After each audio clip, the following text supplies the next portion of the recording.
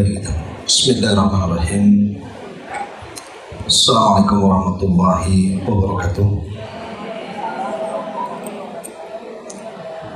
Alhamdulillah wassalatu wassalamu ala Rasulillah wa ala alihi wa sahbihi wa mawalah wa la hawla wa la quwata illa billahi wa ba'du. Lanjutkan kajian kita masih membahas kitab Al-Janaiz dan kita masuk pada hadis ke-541 di sini. Kita baca hadisnya. An Hudzaifah radhiyallahu anhu anna Nabiy sallallahu alaihi wasallam kana yanha 'anil na'i. Rawahu Ahmad wa Tirmidzi wa hasanahu.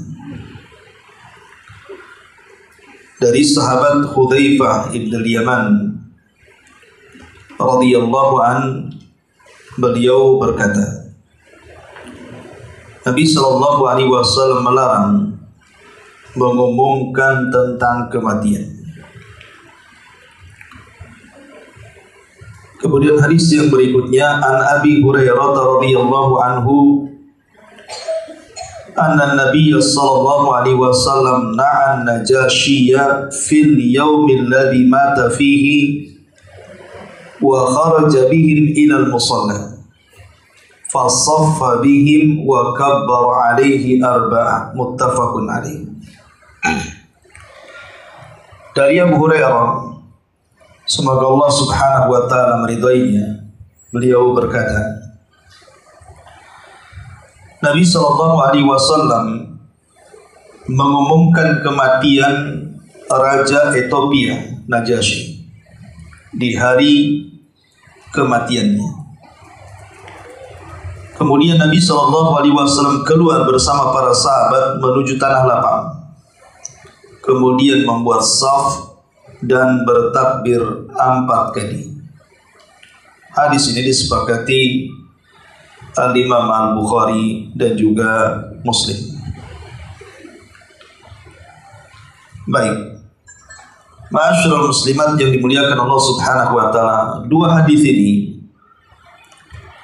kalau dilihat zahirnya seolah-olah ada kontradiktif, ada pertentangan.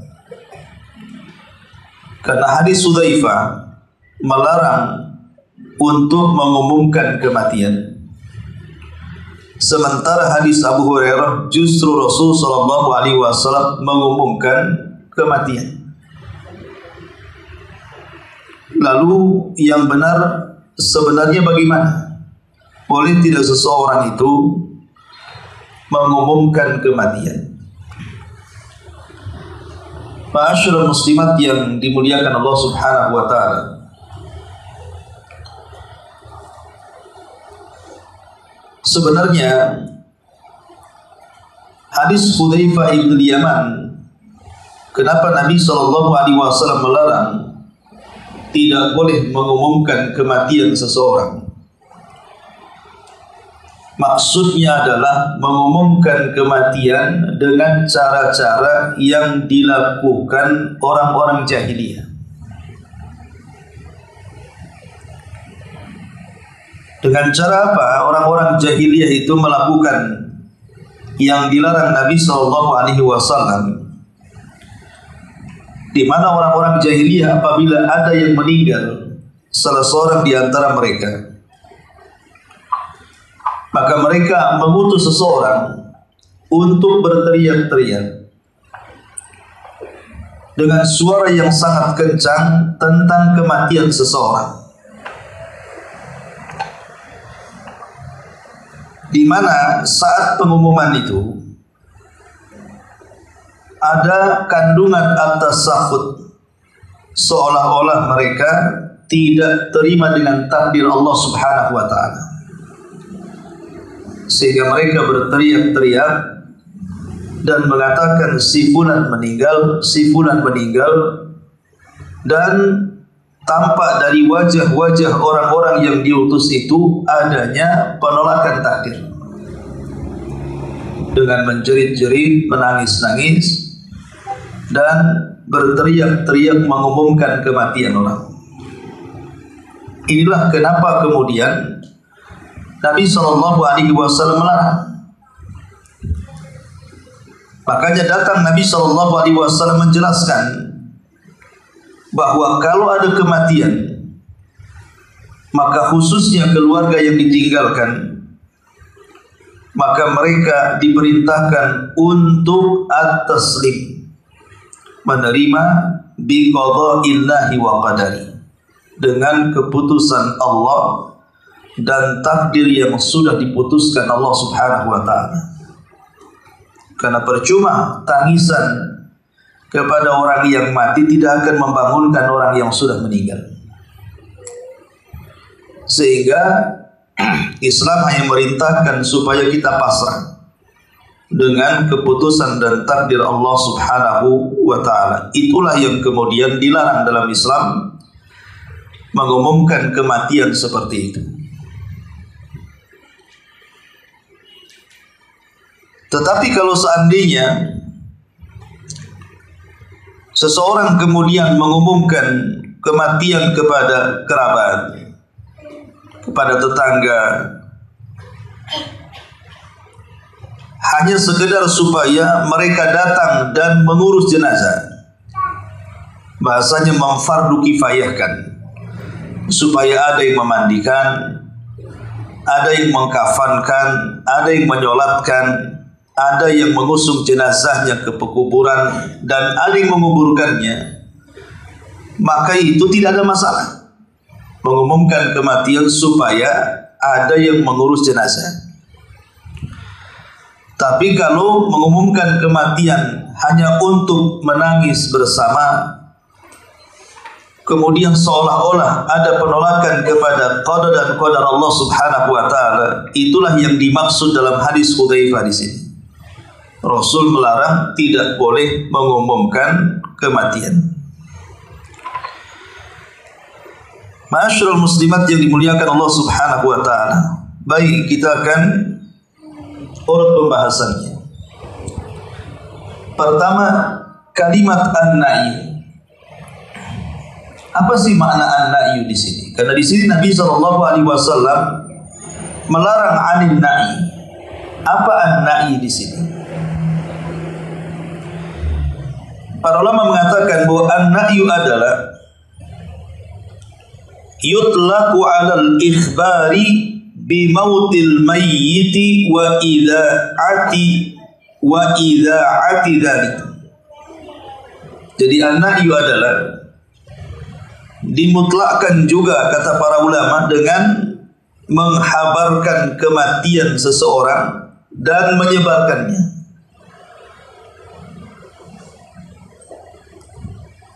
Atau terkadang menjelaskan tentang manaqib ataupun sejarah orang yang meninggal ini. Mungkin dulunya dia orang baik, diceritakan kebaikannya, atau dulunya orang yang berjasa, diceritakan jasa-jasanya. Maka itu disebut an-na'i. Al-Imam At-Tirmidzi rahimahullahu ta'ala mengatakan,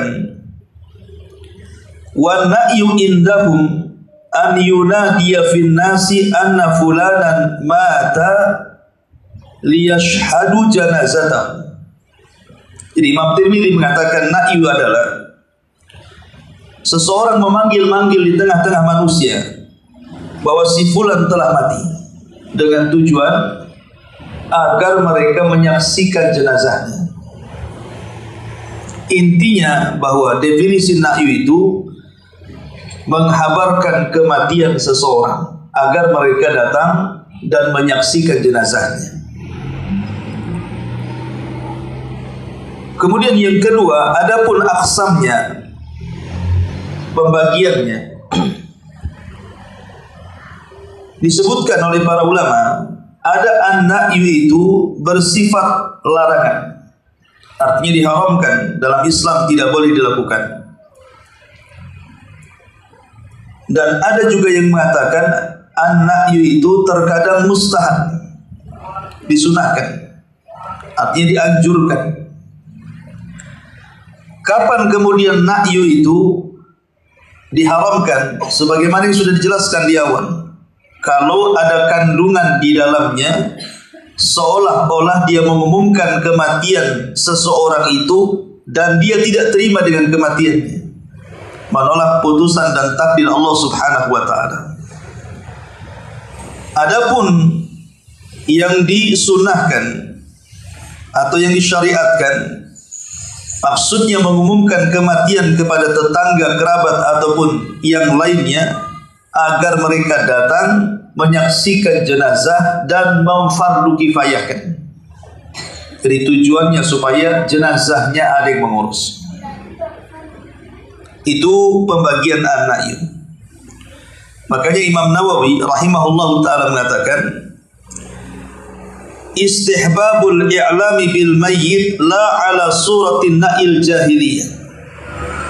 Disunahkan mengumumkan kematian tetapi bukan dalam bentuk pengumuman seperti jahiliyah.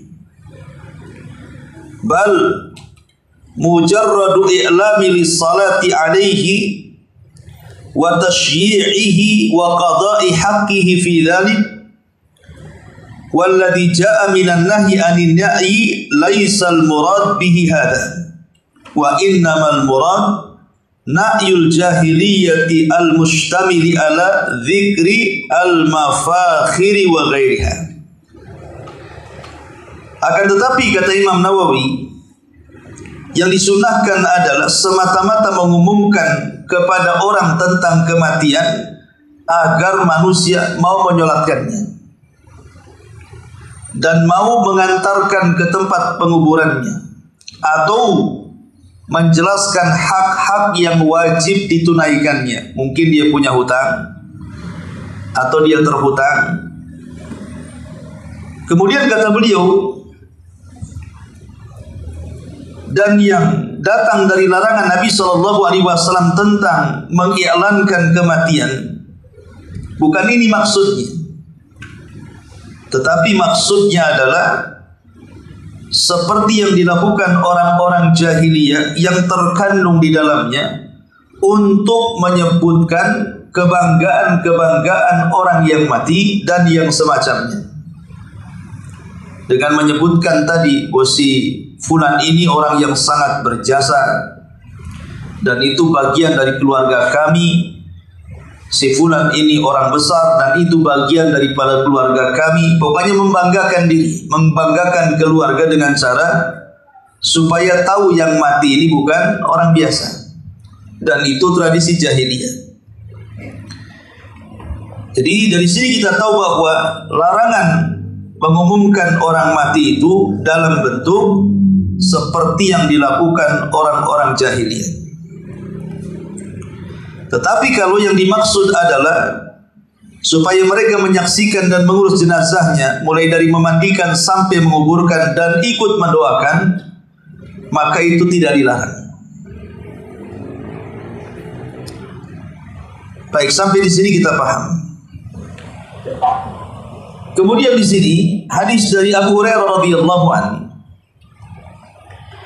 Nabi SAW pernah mengumumkan kematian An-Najasyi. Najasyi ini gelar dari sebuah raja yang menjadi raja di daerah Ethiopia atau di negara Ethiopia di zaman itu.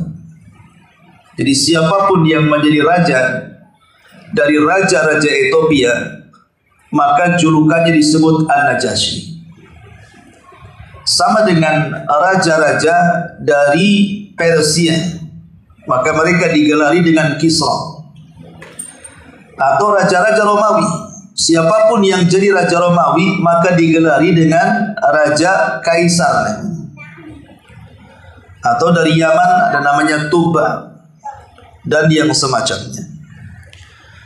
An-Najasyi di sini adalah An-Najasyi yang masuk Islam, karena membaca surat Nabi SAW yang ketika itu dibahas di hadapan Ja'far ibn Abi Thalib. Dengan sebab itu An-Najasyi dapat hidayah dan masuk Islam. Masalahnya Di kerajaan Ethiopia tidak ada yang masuk Islam dari rakyatnya. Hanya dia saja yang masuk Islam. Makanya sampai hari ini orang-orang yang berkulit hitam, khususnya di daerah Ethiopia sana, mereka berbangga bahwa pernah ada raja mereka yang masuk Islam. Maksudnya Najasyi di sini. Adapun namanya disebutkan para ulama Ashamah ibnu Afjur. Ashamah ibnu Afjur. Itulah Raja Najasyi yang masuk Islam di zaman Nabi sallallahu alaihi wasallam, tapi dia tidak menyebarkannya. Nah, saat Ashamah ibn Afjur ini raja yang sangat adil, makanya Nabi SAW mempercayakan para sahabat ketika di permulaan hijrah. Kata Rasul, kalau kalian ingin hijrah, maka hijrahlah ke Habasyah, ke daerah Ethiopia, karena di sana ada seorang raja yang sangat adil dan tidak akan berbuat zalim kepada rakyatnya. Makanya para sahabat sampai 2 kali hijrah ke Ethiopia ini karena punya raja yang sangat adil dan sangat bijak. Yang belakangan dia masuk Islam. Nah, saat kematian Ashamah ibn Afjur, Najasyi ini sampai di telinga Nabi sallallahu alaihi wasallam, maka Rasul bergegas memerintahkan para sahabat untuk keluar dari rumah-rumah mereka menuju tanah lapang. Kemudian Nabi SAW membuat saf, kemudian beliau bertakbir 4 kali takbir sebagai bentuk mensalatkan Najasyi dengan salat jenazah yang bersifat gaib atau disebut dengan salat gaib. Inilah pensyariatan salat gaib pertama dalam Islam yang dilakukan Nabi SAW saat kematian Najasyi. Walaupun kemudian menjadi polemik dalam Islam ini oleh sebagian para ulama tentang pensyariatan salat gaib itu sendiri. Ada yang berpendapat bahwa salat gaib ini sangat disyariatkan. Dan ini diantaranya pendapat Imam Ahmad dan juga Imam Syafi'i rahimahullah ta'ala berdasarkan hadis yang kita bahas di sini. Rasul mensalat gaibkan Raja Najasyi. Pendapat yang kedua, tidak disyariatkan. Adapun yang dilakukan Nabi SAW mensalat gaibkan Raja Najasyi itu khususnya. Hanya kekhususan Nabi saja. Tidak bisa ditiru oleh para sahabat setelahnya, apalagi zaman sekarang. Dan ini adalah pendapat Abu Hanifah dan juga Imam Malik. Kemudian pendapat yang ketiga, dilihat kalau seandainya orang yang meninggal di negeri tertentu dan dia belum disolatkan atau tidak ada satupun yang menyalatkan dia, maka kita disyariatkan mensalat gaibkan di sini. Umpamanya ada seseorang yang kerja di kapal, entah karena kecelakaan apa, nyemplung ke laut, kemudian dimakan ikan atau tidak ditemukan jenazahnya, secara otomatis kan belum disolatkan dia. Maka kalau kasusnya seperti ini, maka kita yang ada di darat mensalat gaibkan karena dia belum disolatkan. Atau contohnya kasus Najasyi di sini, karena di Ethiopia tidak ada yang muslim. Ketika Najasyi meninggal, tidak ada satupun yang menyalatkan. Bagaimana akan disolatkan? Tidak ada satupun yang muslim di situ. Sementara dia satu-satunya yang muslim yang meninggal. Makanya kita di negeri lain yang Islam menyolatkan orang yang belum disolatkan. Tetapi kalau seandainya dia sudah disolatkan, maka hukum salat gaib tidak berlaku. Kenapa? Karena salat jenazah sendiri yang kalau ada jasadnya kemudian sudah disolatkan, maka hukumnya fardu kifayah. Kalau sudah sebagian orang melakukannya, gugur bagi yang lainnya. Sehingga kalau sudah disolatkan berarti kan gugur bagi yang lainnya, sehingga tidak disyariatkan lagi melaksanakan salat gaib. Dan inilah yang dipilih oleh Imam Ibnu Taimiyah rahimahullahu ta'ala kemudian juga oleh sebagian ulama mazhab Syafi'i, di antaranya Imam Al-Khattabi rahimahullahu taala. Dari sini kita tahu ada 3 pendapat tentang hukum salat gaib. Pertama, ada yang mensyariatkan secara mutlak, baik sudah disolatkan atau belum disolatkan, pokoknya disyariatkan. Umpamanya ada saudara kita yang meninggal di Jawa sana, atau di Padang sana, atau di mana yang jauh dari Batam. Mereka sudah disolatkan, tapi kita ingin menyolat gaibkan dari sini. Maka pendapat yang pertama boleh, dan itu pendapat Imam Ahmad dan Syafi'i. Pendapat yang kedua tidak boleh. Adapun hadis tentang Najasyi disolatkan gaib oleh Rasul, itu khususnya Nabi, tidak berlaku kepada yang lainnya. Dan itu pendapat Abu Hanifah dan Malik. Adapun pendapat yang terakhir dirinci. Lihat jenazah, sudah disolatkan atau belum? Kalau belum disolatkan, berarti disyariatkan salat gaib. Tapi kalau sudah disolatkan, berarti tidak disyariatkan salat gaib. Dan ini pendapat Ibnu Taimiyah, dan di antara ulama mutaakhirin seperti pendapat Syekh Nasiruddin Al-Albani rahimahullah ta'ala. Bahkan Al-Imam Ibnul Qayyim juga berpendapat pendapat yang ketiga, termasuk Syekh Muqbil, seorang ulama Yaman, juga mengambil pendapat yang ketiga, dirinci apakah disolatkan atau belum disolatkan. Tapi ini kan masalah fikih, Bu. Artinya masalah fikih ini al-amru al-wasi, perkaranya luas. Kalau ada yang menyalat gaibkan orang yang sudah disalatkan, ya silahkan saja, karena Imam Ahmad dan Syafi'i membolehkan. Jadi tidak perlu kemudian bersikeras dalam masalah bab furu', dalam masalah bab fikih. Ma'asyiral muslimat yang dimuliakan Allah Subhanahu wa taala. Makanya di sini juga dalam syarahnya dibahas tentang seseorang yang kemudian meninggal ataupun dimakan hewan sehingga tidak tersisa, atau dimakan ikan sehingga sudah tidak dikenali jasadnya. Apakah kemudian disyariatkan salat gaib atau tidak? Maka pendapat kalangan ulama mengatakan disalat gaibkan berdasarkan hadis tentang Najasyi. Karena dia belum disolatkan, maka kita solatkan. Begitu juga orang yang dimakan ikan, dimakan binatang buas dan yang semacam juga, karena belum disolatkan, maka kita ikut menyolatkan dengan cara solat gaib. Ma'asyiral muslimat yang dimuliakan Allah Subhanahu wa taala. Baik, untuk menambah sedikit keterangan dari 2 riwayat ini.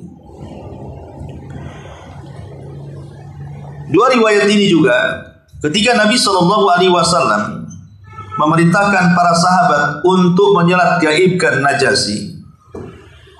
Menunjukkan apa di sini? Nabi SAW seolah-olah mengingatkan kepada para sahabat dan kepada kita semua tentang pentingnya mengingat kematian. Tentang pentingnya mengingat kematian. Bahkan seandainya pun tidak ada orang mati, maka mengingat kematian itu sangat-sangat dianjurkan. Anggaplah tidak ada orang mati. Maka ulama mengatakan yustahabu al-iktsaru min dzikril mauti bittifaqil madzahibil arba'ati. Disunahkan memperbanyak menyebut kematian, dan itu berdasarkan konsensus kesepakatan mazhab yang 4. Karena bagaimanapun Nabi SAW yang mengatakan aksiru dzikra hadimil ladzatil maut, perbanyak oleh kalian sesuatu yang akan menghancurkan kenikmatan kalian di dunia ini. Apa itu? Al-mautu, kematian. Dan Nabi adalah orang yang paling banyak mengingat kematian. Kemudian juga faedah yang kedua dari 2 riwayat ini, kita tahu bahwa kematian ini sebuah musibah. musibah yang menimpa kepada seseorang, maka orang yang kemudian ditinggal oleh keluarganya yang meninggal dunia, maka sudah seharusnya mereka bersabar dengan qada dan qadar Allah Subhanahu wa taala, putusan dan takdir Allah Subhanahu wa taala. Makanya kenapa larangan Nabi SAW tidak boleh mengumumkan kematian, maksudnya kematian ala jahiliyah, karena di dalamnya, dalam pengumuman tersebut, mereka seolah-olah tidak terima dengan qada dan qadar Allah. Padahal kematian itu pasti akan menimpa siapapun. Tidak hari ini, besok, tidak besok, minggu depan, tidak minggu depan, bulan depan, dan begitu seterusnya. Kemarin si fulan, hari ini si Alan, boleh jadi esok dan lusa kita gilirannya. Jadi kematian itu perkara yang tidak bisa diindahkan siapapun. Dan tidak bisa diingkari bahwa tidak ada orang mati. Toh tiap hari kita menyaksikan ada orang mati. Cuman tugas kita sebagai orang yang ditinggalkan oleh orang yang kita cintai meninggal dunia, maka kita tidak boleh seperti orang-orang jahiliyah. Apa yang dilakukan orang-orang jahiliyah? Mereka meratap saat ada orang yang meninggal dunia. Makanya Nabi SAW mengatakan, arba'un fi ummati min amril jahiliyati la yatrukuhun. Ada 4 perkara dari umatku, semua perkara jahiliyah sayangnya tidak bisa ditinggalkan oleh umat ini. Kemudian Rasul menyebutkan 4 perkara itu. Pertama, al-fakhru fil ahsab, berbangga dengan nasab. Yang kedua, at-ta'nu fil ansab, mencela nasab. Kemudian yang ketiga, al-istisqa'u bin nujum, menisbatkan hujan kepada bintang. Dan yang terakhir, an-niyahah, seseorang meratap dari orang yang meninggal dunia dan dia tidak terima dengan kematian, sehingga seolah-olah dia menolak putusan dan takdir Allah Subhanahu wa taala. Jadi kewajiban kita tidak boleh meratap, tetapi bersabar. Pertama, mengucapkan istirja, inna lillahi wa inna ilaihi rajiun.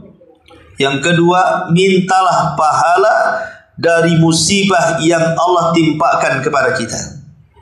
Itulah yang diajarkan Nabi SAW kepada Ummu Salamah. Saat Ummu Salamah ditinggal meninggal suami tercintanya Abu Salamah, maka Nabi SAW datang mengajarkan kepada Ummu Salamah, quli ya Umma Salamata Allahumma jurni fi musibati. Katakan wahai Ummu Salamah, sesungguhnya aku meminta kepadamu ya Rabb pahala akan musibah yang engkau timpakan kepadaku. Dari sini kita tahu sebenarnya kalau Allah Subhanahu wa taala menimpakan musibah apapun, salah satunya kematian orang yang kita cintai, ini bisa menjadi ladang pahala atau sebaliknya bisa menjadi ladang dosa. Kalau ingin menjadikan ladang pahala, maka bersabarlah, kemudian istirja, mengatakan innalillahi wa inna ilaihi rajiun, minta kepada Allah agar pahala mengalir saat musibah menimpa dirinya. Tapi kalau ingin menjadikan ladang dosa, maka silakan seperti orang-orang jahiliyah yang mereka tidak terima dengan kematian, sehingga berteriak-teriak ke pasar-pasar, berteriak di kerumunan keramaian orang tentang kematian orang yang dicintainya. Itulah larangan Nabi SAW tentang na'yu. Maksudnya ala surati al-jahiliyah, seperti na'yu yang dilakukan orang-orang jahiliyah. Ma'asyiral muslimat yang dimuliakan Allah Azza wa Jalla, adapun bagi kita yang mungkin bukan keluarga yang terkena musibah, maka yang disyariatkan kepada kita adalah bertakziah. Bertakziah, mengunjungi orang yang meninggal dunia. Untuk apa tujuan takziah itu? Menghibur.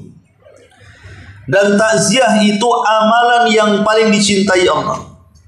Ingat, takziah itu adalah amalan yang sangat dicintai Allah Subhanahu wa taala. Jangan remehkan takziah. Karena Nabi SAW ketika menyebutkan amalan yang paling dicintai Allah Subhanahu wa taala, apa kata Rasul? Sururun tudkhiluhu ala qalbil muslim. Kebahagiaan yang kita masukkan ke hati sanubari seorang muslim.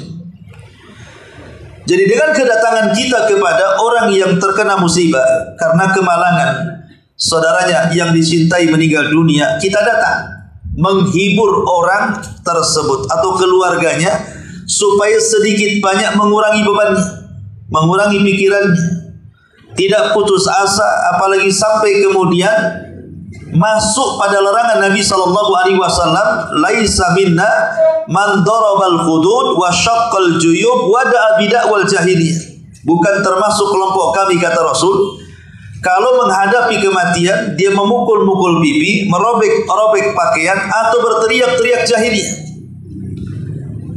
Dan itu umumnya di masyarakat seperti itu. Bahkan saya pernah menyaksikan ada seseorang yang lagi sakaratul maut, sudah tua, ya. Kemudian anak yang paling tua itu sampai kemudian berguling-guling di teras, berguling-guling, teriak-teriak. Walaupun ditenangkan tidak bisa. Kebetulan badan dia gemuk. Jadi sampai 5-6 orang nggak tahan kuat tenaganya. Jadi ada salah seorang datang, gimana nih Ustaz? Jadi saya bilang, masukkan ke kamar kunci saja. Tiba-tiba kemudian bapaknya yang sedang koma tak jadi mati. Jadi kan malu jadinya. Jadi tadinya sudah dianggap koma, sebentar lagi mau nazar, mau mati, rupanya hidup lagi. Nah ini yang seperti ini umum di masyarakat. Jadi tidak boleh seseorang itu kemudian melakukan tradisi jahiliyah dengan cara memukul-mukul, berteriak-teriak, merobe-robe, mencukur rambut, ataupun melakukan hal-hal konyol yang sebenarnya tidak ada manfaat bagi si mati itu sama sekali. Lalu apa manfaatnya dengan seperti itu coba? Makanya Rasul mengatakan kalau orang yang meratap itu tidak berhenti dan tidak bertobat, maka dia akan diminumkan, akan dipakaikan dengan pakaian dari timah dan akan membuat gatal sepanjang badannya. Na'udzubillah. Ya. Ma'asyiral muslimat yang dimuliakan Allah Azza wa Jalla. Jadi takziah itu penting. Kita datang membawa makanan, kalau di kampung-kampung kan bawa beras kadang-kadang, bawa buah-buahan, kemudian rame-rame gitu ya, supaya terhibur. Jangan kemudian kita menyusahkan orang yang sudah terkena musibah, malah kita bersenang-senang mengharap berkat dari rumah orang tersebut, sehingga terkadang mereka harus buat acara ngutang sana sini. Terkadang yang meninggal itu memiliki anak, mamanya bapaknya yang meninggal, memiliki anak yatim, keluarganya harus kemudian menghabiskan harta warisan ayahnya. Itu hakikatnya harta anak yatim. Kemudian kita yang datang dalam acara tersebut dengan bangganya membawa berkat, bahasanya ya, makanan apa, dan itu sampai 7 hari kadang-kadang. Hal-hal yang seperti ini hakikatnya bukan takziah. Takziah itu kita menolong mereka, menolong orang yang sedang terkena musibah, kemudian kita berikan makanan, berikan uang kepada mereka, kemudian kita hibur. Ya. Seperti yang dilakukan Rasul kepada Ummu Salamah. Disuruhnya Ummu Salamah bersabar, disuruhnya Ummu Salamah berdoa kepada agar dapat pahala dari musibah yang Allah timpakan. Kemudian juga dihibur bagaimana caranya supaya tidak diingatkan. Apalagi maaf, kalau seandainya orang yang meninggal itu Bu mungkin tidak normal, kecelakaan, kebanyakan aku dimakan binatang buas, kena patuk ular, mati. Pokoknya nggak normal lah meninggalnya, bukan karena sakit lama keluar masuk rumah sakit akhirnya meninggal, itu wajar, umumnya seperti itu. Tapi ada yang meninggalnya, contoh mamanya hari ini kita lihat ada di mana, di Jawa Timur, yang pesantren masjidnya roboh sampai 50 jiwa mati gitu kan. Sampai yang diamputasi, saya dengar ada pernyataan seorang dokter itu masuk ke lorong, rupanya ada anak santri mau ditari, rupanya tangannya kejepit, serba salah, akhirnya di tempat tangannya baru diselamatkan jasadnya. Ya. Banyaklah kisah-kisahnya. Mungkin kita tidak akan tahan melihatnya. Anggaplah saya sebagai contoh pamannya. Orang ini kematiannya tidak normal. Kalau sudah tahu kematiannya, kalau dia diingatkan kepada kematian jadi dia akan sedih. Ibu jangan selalu minta diceritakan kematiannya. Itu akan menambah sakit dia. Datang, coba ceritakan suamimu meninggal seperti apa. Nanti diceritakan, nangis lagi. Ya. Datang lagi, bawa temannya, coba ceritakan yang jelas macam mana meninggal anaknya, nangis lagi. Jadi kapan dia senangnya? Kalau disuruh ceritakan, terus ceritakan. Jadi datang tidak usah disuruh ceritakan kematiannya. Datang hibur saja.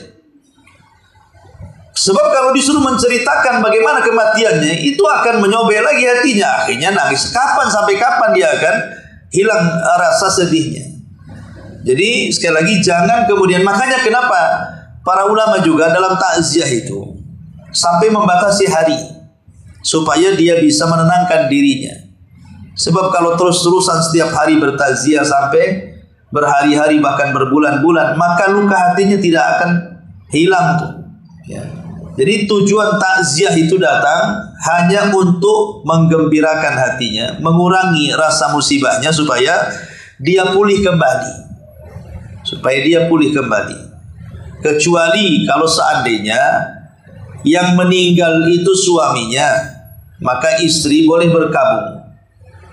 berkabung selama 3-4 bulan 10 hari di masa idahnya. Maksudnya berkabung di masa idahnya 4 bulan 10 hari bagi seorang istri yang ditinggal meninggal suami. Maksudnya jangan sampai berdandan. Hindari berdandan, gitu maksudnya.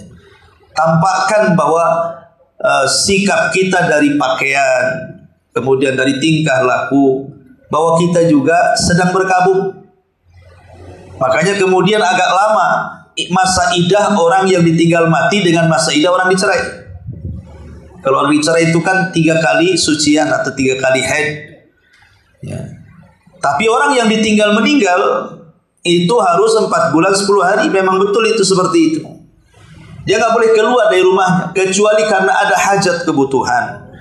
Mungkin memang dia harus cari makan, keluarganya susah, atau ada keperluan gitu ya, supaya tanda berkabungnya di situ. Dan tidak boleh seseorang sedang berkabung tiba-tiba kemudian menerima lamaran.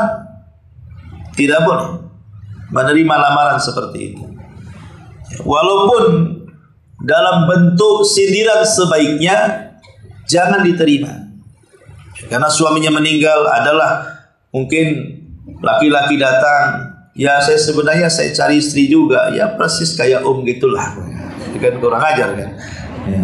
Ini orang lagi berkabung, lagi masa idah. Kalau ada orang yang seperti itu, langsung ditutup aja pintunya. Ya. Tunggu sampai selesai masa idahnya. Ya.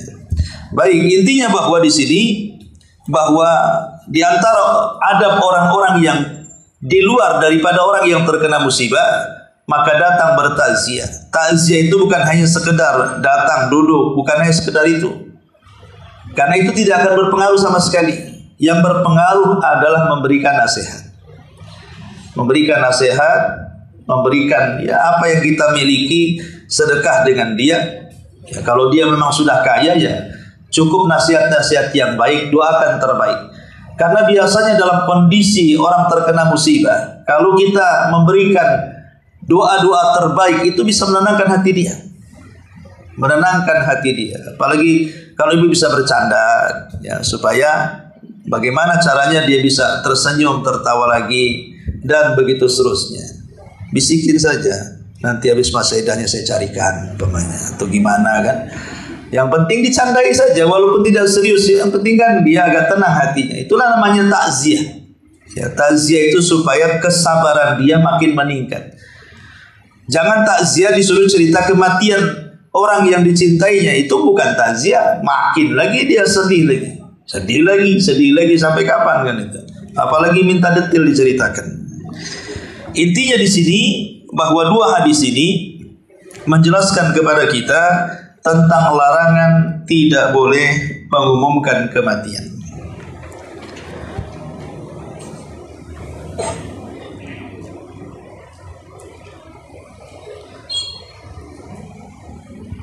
Di sini ada beberapa yang disebutkan oleh para ulama tentang masalah-masalah yang terkait tentang hukum salat, hukum salati ala sibyan, hukum menyolatkan bagaimana kalau yang meninggal itu anak bayi.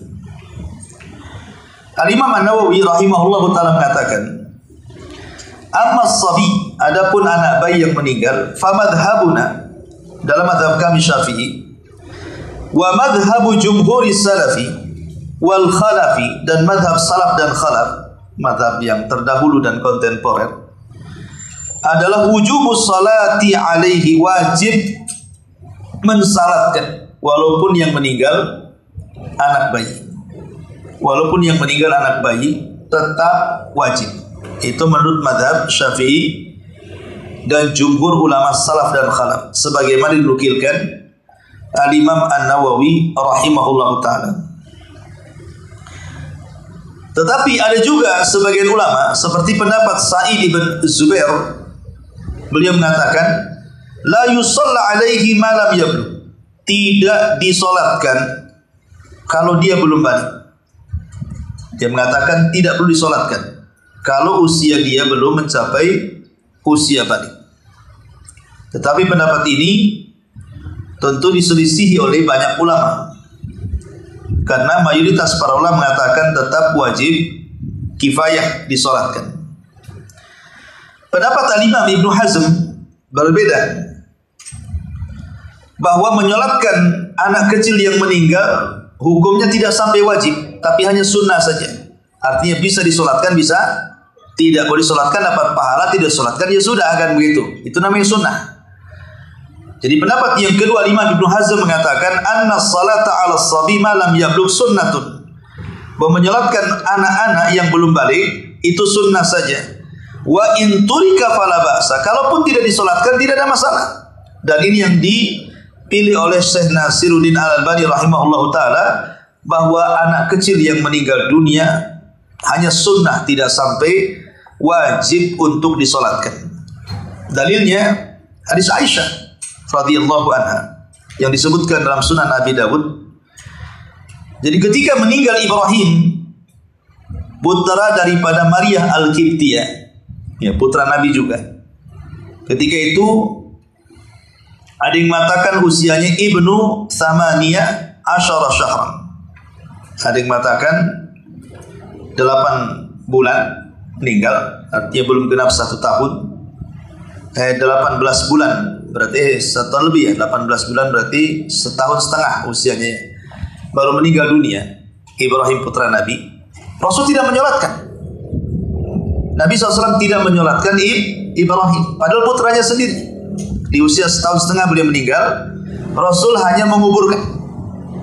Saat menguburkan itu, kemudian dia menangis, karena kan saat kematian Ibrahim Rasul memang sudah sepuh, sudah mendekati ajalnya di usia sepuhnya. Tiba-tiba Allah anugerahi seorang anak dari selirnya, dari budaknya.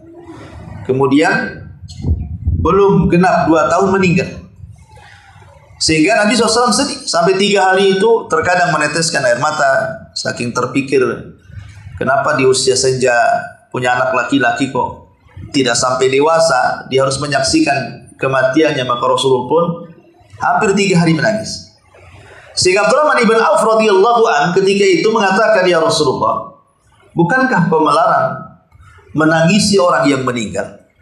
Maksudnya niyaha, meratap gitu dia. Maka Rasul mengatakan ini bukan ratapan, tapi ini adalah tangisan rahmat, tangisan seorang ayah yang rindu dan sayang kepada anaknya. Karena tidak diiringi dengan menolak takdir, sementara ratapan itu kan diiringi dengan menolak takdir, makanya dilarang.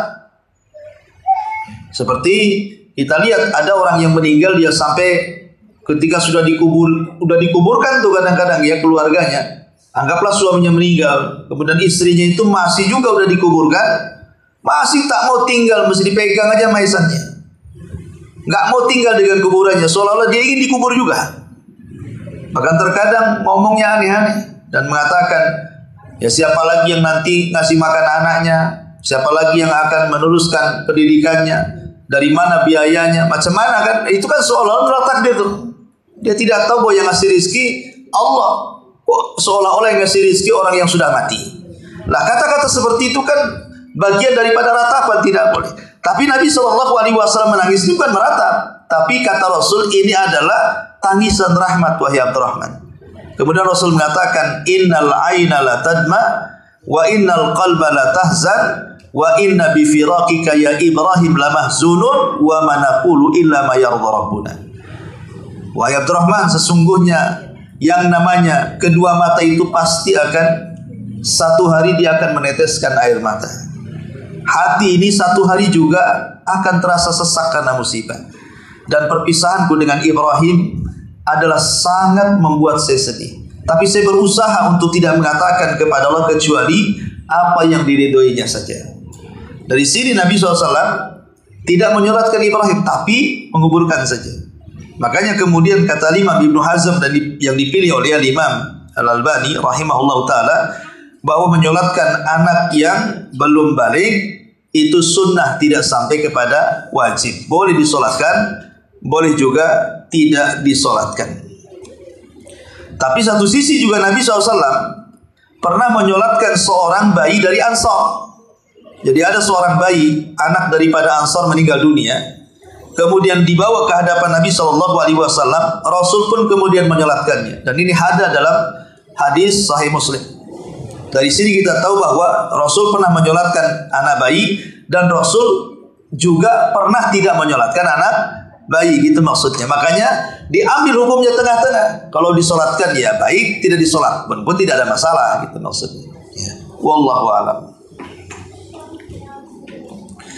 Kemudian pembahasan yang selanjutnya, as-salatu ala sakti, salat kepada janin yang keguguran. Janin yang keguguran. Ulama mengatakan lahu salah satu halat. Ada 3 kondisi tentang janin yang keguguran ini. Apakah disolatkan atau tidak perlu disolatkan? Kondisi yang pertama, an yakhruja bihayatin mustaqirah. Kalau ketika keguguran rupanya bayinya masih hidup, janinnya itu masih hidup, ada gerakan-gerakan. Tetapi setelah kemudian keluar dari rahim ibunya, meninggal dia. Meninggal. Maka yang seperti ini kata Ibnu Umar radhiyallahu anhu ketika ditanya, maka dia mengatakan la an usalliya ala man la dzamba lahu ahabbu ilayya. Kalaupun aku menyolatkan orang yang sama sekali belum ada dosa, maka itu sangat kucintai. Artinya tetap disunahkan menurut Ibnu Umar. Yang penting keluar, dan dia sudah lebih dari 4 bulan ya kegugurannya ya. Kalau belum 4 bulan kan belum ditiupkan ruh. Artinya sudah ditiupkan ruh, kemudian keluar masih bergerak bayinya, kemudian meninggal. Maka kata Ibnu Umar sangat dianjurkan untuk disolatkan. Kemudian kondisi yang kedua, an yakhruja qabla bulughi 4 ashhur. Kalau kegugurannya sebelum 4 bulan, artinya belum jadi janin, sebelum 4 bulan karena belum ditiupkan ruh, maka fala yusalla alaihi, tidak disyariatkan disolatkan. Dan ini tidak ada khilaf para ulama, bahkan Imam Nawawi menukilkan tentang kesepakatan ijma tidak disolatkan. Kenapa? Karena belum berbentuk manusia. Yang disolatkan itu kalau jadi manusia, tapi kalau sebelum 4 bulan itu belum dikatakan manusia. Artinya tidak perlu disolatkan, berarti dia bukan manusia. Kalau kegugurannya serekan mau di belakang rumah, nggak ada masalah. Tidak harus dikuburkan di pekuburan kaum muslimin kayak di sini, tidak harus di Ketamiang begitu kan. Karena kan belum 4 bulan, di belakang rumah saja kan. Kemudian yang ketiga, idza balagha 4 ashhur fama fawq wa lam yastahil. Kalau seandainya usianya di atas 4 bulan, tetapi ketika melahirkan sudah tidak bergerak, artinya mati dalam perut,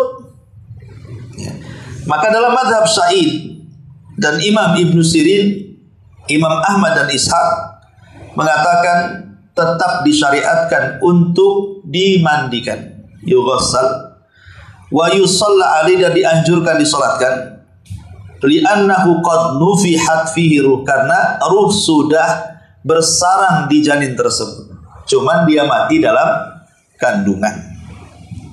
Dan ini yang atau masalah yang dikaitkan dengan bab yang kita sedang kaji. Baik, sampai di sini. Sebelum saya tutup, silakan kalau ada yang mau bertanya. Iya, alhamdulillah. Itu tidak mengapa, itu nahyu yang dibolehkan. Seperti Rasulullah SAW mengumumkan tentang kematian Najasyi, dan dia orang besar dan punya jasa, dan didoakan kebaikannya. Adapun yang dilarang, sekali lagi, seperti yang dilakukan orang-orang jahiliyah, berteriak-teriak di pasar, kemudian dijadikan, di satu sisi terkadang dijadikan kebanggaan dengan kematiannya, di sisi lain terkadang seolah-olah tidak terima dengan kematiannya, menolak qada dan takdir Allah Azza wa Jalla. Adapun yang ma'ruf, terkadang kita membaca di medsos mengiklankan kematian, kalau tujuannya hanya untuk tujuan bolehnya mengumumkan dalam Islam itu hanya sekedar supaya jenazahnya ada yang ngurus, itu saja. Tidak lebih daripada itu, supaya banyak yang menyolatkan, banyak yang mengantarkan ke kuburannya, banyak yang menguruskan, itu saja. Tidak lebih daripada itu. Itu yang disyariatkan. Wallahu a'lam. Ya, alhamdulillah. Maksudnya masa idah atau masa berkabung 4 bulan 10 hari itu maksudnya tidak boleh melakukan hal-hal yang membuat fitnah dengan cara berdandan, memakai baju bagus, wangian dan yang semacamnya. Karena itu akan membuat perasaan keluarga itu tersakiti.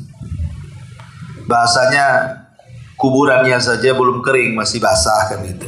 Kok sudah macam-macam, udah gatal atau apa istilahnya gitu ya. Jadi maksudnya itu kalau memang itu sudah kewajiban, dia tidak bisa harus keluar karena mencari nafkah, ya tidak ada masalah. Atau keluar sholat, mendengarkan pengajian, tapi kembali ke rumah keluarga yang meninggal. Kecuali kalau memang ada hal-hal yang dia tidak bisa tinggal di situ, akhirnya dia minta izin kepada keluarganya, lebih baik tinggal di rumah keluarga, baliklah ke rumah dia gitu supaya dihibur gitu ya, dan mengizinkan keluarganya, tidak ada masalah. Ya kalau sudah ada kesepakatan. Tapi syariat mengatakan sebagaimana tertera dalam surah Al-Baqarah itu di pertengahan ketika bicara soal ayat-ayat talak, maka orang-orang yang ditinggal mati suaminya, ya tarabbasna, mereka harus tinggal suaminya. Kecuali karena ada hal yang darurat dan ada hal yang hajat, kebutuhan. Ya kebutuhannya tadi, mungkin kalau dia tidak bekerja, tidak makan. Ya kalau memang ingin menghibur sedikit keluar ke pengajian supaya dapat siraman supaya dia lebih tenang, ya tidak ada masalah. Tapi kalau kemudian seolah-olah ya kayak nggak ditinggal mati suaminya, malah keluyuran ke rumah kawan, malah makan-makan di warung dengan temannya, itu tak boleh. Ya, karena dia bisa menyakiti keluarga suami. Ditampakkan kesedihannya gitu, supaya keluarga suami pun tidak tersinggung. Makanya dalam Islam, bagaimana menjaga perasaan itu bagian daripada ibadah yang mulia, namanya jabrul khawatir. Menembel kesedihan-kesedihan orang. Jangan kemudian sudah tertimpa musibah, kita tambah lagi musibahnya. Walaupun bagaimanapun tentu kalau pasangan yang meninggal, kita yang mungkin seorang istri akan lebih sedih dibandingkan yang lainnya kan itu. Bagi orang-orang yang berakal, tapi banyak juga wanita yang tidak berakal juga. Malah bersyukur dari dulu aku tinggal cita-cita mati juga, alhamdulillah katanya. Jadi ada orang-orang yang nggak berakal kan. Jadi maksudnya ini kan tujuan Islam itu kenapa berkabung selama itu tidak boleh berdandan dan yang semacamnya. Pertama, menjaga perasaan hati keluarga. Yang kedua, tidak membuat fitnah. Karena kan posisi orang yang ditinggal mati suami, apalagi dia masih muda, masih ya istilahnya masih ingin menikah lagi dan begitu seterusnya, maka itu akan jadi fitnah bagi yang lainnya. Makanya kenapa dalam Islam itu seseorang di masa idah tidak boleh dilamar. Masa idah itu tidak boleh dilamar. Terutama ketika kondisinya maksudnya belum meninggal.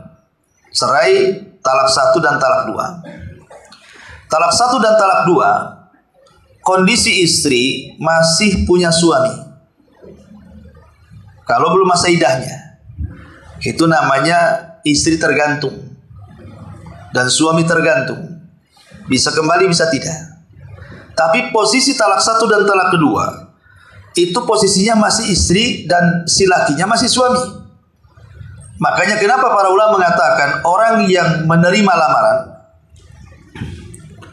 ataupun sampai melakukan pernikahan, ketika dia menunggu masa idahnya di talak pertama dan talak kedua, maka pernikahannya dianggap fasakh. Fasakh itu artinya dianggap batal secara syar'i. Batal. Tidak ada talak-talakan batal secara otomatis. Bukan hanya sekedar batal, tapi setelah habis masa idahnya, dia tidak boleh menikah lagi dengan laki-laki itu sampai kiamat. Kenapa? Karena melanggar kaidah man istajala qabla awani uqiba bihirmani. Barang siapa yang tergesa-gesa sebelum waktunya justru diharamkan selamanya. Sama dengan anak ingin mendapatkan warisan orang tuanya, karena kelamaan gak mati-mati, diracunlah orang tuanya biar cepat mati supaya dapat warisan. Justru mempercepat dapat warisan dengan membunuh orang tuanya, sementara dia masih talak 1 dan talak 2, artinya masih talak rujuk, maka tidak boleh. Wallahu a'lam. Assalamualaikum Ustaz, izin bertanya. Waalaikumsalam. Jika tetangga kita atau bahkan dari keluarga, kan saat kita diundang, apakah kita diharuskan datang atau bagaimana Ustaz? Terima kasih. Iya, alhamdulillah. Mengirim bacaan Al-Quran kepada orang yang sudah meninggal ini jadi khilaf ulama. Karena yang disepakati ketika kita ingin mengirim pahala kepada orang yang sudah meninggal yang jelas-jelas pasti sampai itu cuma 2 perkara saja. Pertama doa, yang kedua sedekah. Ini tidak ada khilaf ulama. Kalau kita berdoa pasti akan sampai. Kalau kita sedekah kemudian kita sampaikan pahalanya untuk orang yang meninggal pasti sampai. Tapi yang lainnya menjadi silang pendapat. Umrah untuk orang mati, haji untuk orang mati, baca Quran untuk orang mati, itu khilaf ulama. Ada yang mengatakan sampai, ada yang mengatakan tidak. Cuman masalahnya ulama berselisih pendapat tentang bacaan Quran yang dikirim pada orang mati itu sifatnya yang membolehkan itu seperti apa, mengirim pahalanya seperti apa. Ada sebagian ulama mengatakan maksudnya seseorang membaca Quran dulu, umpamanya dia baca surah Al-Baqarah atau surah Al-Imran atau surah Yasin atau surah Toha atau surah-surah yang lainnya, baca dulu. Baca Qurannya sudah selesai. Setelah dibaca Qurannya, kemudian dia mengatakan, ya Allah, kalau memang tadi saat saya selesai membaca Quran ini ada pahalanya, saya ingin pahala yang baca Quran tadi, saya ingin kirim ke orang tua saya yang sudah meninggal. Ada yang mengatakan kaifiahnya seperti itu, ngirim pahala bacaan Quran itu maksudnya pahala yang sudah kita baca, bukan bacaan ini kita kirim ke mereka, bukan. Tapi kita baca dulu Qurannya, kemudian kita katakan, ya Allah, kalau tadi saat saya membaca Quran ada pahalanya, kan setiap satu huruf baca Quran 10 pahala tuh. Kalau memang ada pahalanya, saya kirim. Itu maksudnya mengirim bacaan Quran kepada orang meninggal. Bukan kita kirim bacaan ke mereka, bukan begitu. Ya, maksudnya seperti itu. Baik, intinya kalau memang kita diundang dalam acara-acara yang menurut kita bertentangan dengan keyakinan dan akidah kita, maka Islam itu kan dibangun di atas maslahat dan juga madarat. Islam itu dibangun di atas maslahat dan madarat. Mabniun alal masalih wal mafasid. Dibangun di atas kemaslahatan dan kerusakan. Artinya apa? Setiap perkara itu dalam pandangan Islam harus dilihat dari sudut pandang ada maslahatnya ataukah ada madaratnya. Berapa maslahatnya, berapa madaratnya. Contoh, di depan kita ada orang mabuk. Dalam hadis Nabi SAW mengatakan kalau kita melihat kemungkaran cegah dengan tangan, tidak bisa dengan lisan, tidak bisa dengan hati kan. Kan begitu tata cara kita mengingkari sebuah kemungkaran. Kalau seandainya kita mau mengingkari kemungkaran dengan tangan, kita datangi orang itu, ambil aja botolnya, kita marahi. Jangan mabuk, haram. Ini dalilnya macam-macam. Ya. Lihat di sini dalam kacamata 3 kaidah. Kaidah pertama, lihat maslahatnya dan juga timbang madaratnya. Kalau dengan cara kita datang mengambil botol minumannya, kemudian kita nasihati, itu maslahatnya lebih daripada 50% dan madaratnya kurang daripada 50%, maka mengingkari kemungkaran dalam posisi seperti ini wajib dilakukan. Contoh, yang mabuk anak kita. Kalau kita datang, kita ambil minum, kita mari, dia nggak mungkin melawan. Artinya kan masalahnya lebih besar, karena itu anak kita dan dia tidak mungkin melawan. Saat melawan lawannya, kita bisa menangani dia. Berarti masalahnya lebih tinggi dibandingkan madaratnya. Berarti wajib kita cegah. Posisi yang kedua, dia bukan anak kita, dia tetangga kita, lebih tua pula dari kita. Kalau kita cegah, bahaya. Bukannya kita ambil botol-botol, pelan-pelan di kepala kan itu. Bisa saja kita dihantam dia. Berarti madaratnya lebih besar, maslahatnya lebih kecil. Maka haram dilakukan. Walaupun di depan kita kemungkaran, haram hukumnya. Kenapa? Karena mencelakakan diri sendiri namanya. Yang kaidah yang ketiga, lihat maslahat dan madaratnya. Kalau 50-50 ini, itu kawan kita yang mabok tuh, sebaya dengan kita, plus juga kawan kita. Kalau kita nasihati ada maslahatnya. Kalau tidak nasihati, jelas ada madaratnya. Tapi 50-50 itu antara maslahat dan madarat. Maka di sini ada kaidah yang mengatakan darul mafasid muqaddam ala jalbi al masalih. Mendahulukan mencegah adanya kerusakan itu lebih diutamakan dibandingkan mengambil maslahat. Kalau kita datang, memang ada maslahatnya, tapi madaratnya juga ada. Mungkin kalau kita marahi dia, akhirnya dan kita putus hubungan, nggak berkawan lagi, boleh jadi kita tidak bisa lagi menasihatinya, karena madaratnya nih. Maka lebih baik jangan. Berarti gunakan ingkar kemungkaran yang lainnya dengan cara hati saja, berdoakan supaya dia dapat hidayah.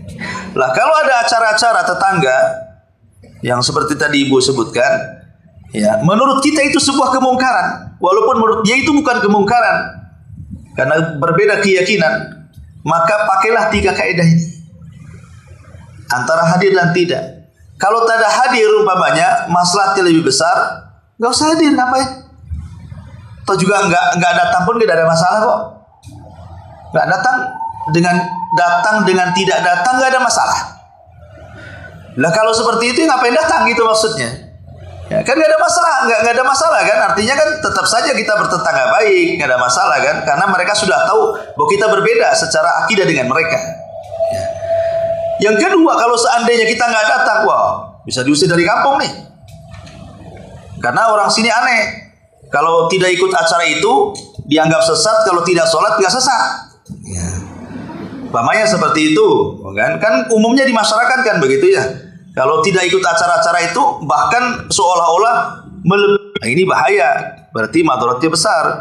Maka cukuplah mengingkari kemungkaran hati. Tetap hadir, tapi kita mengingkari.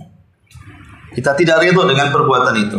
Kita hadir hanya mencegah adanya madarat saja, supaya kita nggak diusir di situ, nggak dimusuhi, akhirnya dakwah kita sempit dan begitu. Tapi kalau 50-50, maka tetap lebih baik tak hadir, karena mencegah adanya madarat lebih diutamakan. Tetap hadir dicegah, tetap hadir, tetapi sekali lagi hanya sebatas acara tersebut kemudian pulang, nggak ada apa-apa. Jadi kalau kita memang berbeda dengan mereka, ya sudah hadir, duduk saja. Kita yang nggak ikut baca, nggak ikut apa-apa, duduk sajalah. Habis itu selesai pulang. Jadi Lihat 3 kaidah itu kita bisa praktekkan dalam semua yang kita anggap di depan kita sebuah kemungkaran. Wallahu a'lam. Berarti tadi itu maksudnya begini Ustaz. Berarti kita tetap hadir karena kita takut nanti dibilangin oleh keluarga kita itu sombong dan memutus silaturahim. Nah, itu kan hanya prediksi aja. Kalau prediksi enggak lah. Maksudnya kalau sudah was-was saja. Was-was saja, atau kalau seandainya kalau kita ini mungkin ada acara kesyirikan namanya kan, kita tidak bisa menghindar karena itu tetangga atau apa kan, maka sebenarnya para ulama bolehkan kalau kita tidak berani terang-terangan berbeda akidah kita dengan mereka, maka kita boleh berdusta dengan cara apa? Mungkin ibu pura-pura ada acara di luar. Oh ya, oh ini malam ini ada acara di sini. Saya keluar aja lah. Kan itu. Ketika besok ditanya, kok semalam gak hadir? Iya, kebetulan malam itu saya ada acara. Walaupun bohong kan, tapi tingkatan dosanya lebih ringan dibandingkan hadir, umpamanya begitu. Contohnya, ya itu namanya apa? Mengambil yang paling ringan madarat, akhaffu dararain. Berbohong madarat juga nggak boleh kan? Tapi kalau hadir lebih besar lagi madaratnya. Ya sudah, ambil yang sedikit madaratnya. Kita cari alasan. Ya. Tapi kalau kita umpamanya berani, ya kita ngomong saja, saya berbeda dengan kalian. Ya, bagi saya acara ini nggak benar. Walaupun bagi kalian acara itu benar, terserah kalian. Ya, gitu kalau gitu. Ya, kalau ya perasaannya lebih dikedepankan, nah itulah mengambil tadi opsi-opsi yang tadi. Wallahu a'lam. Baik, sampai di sini.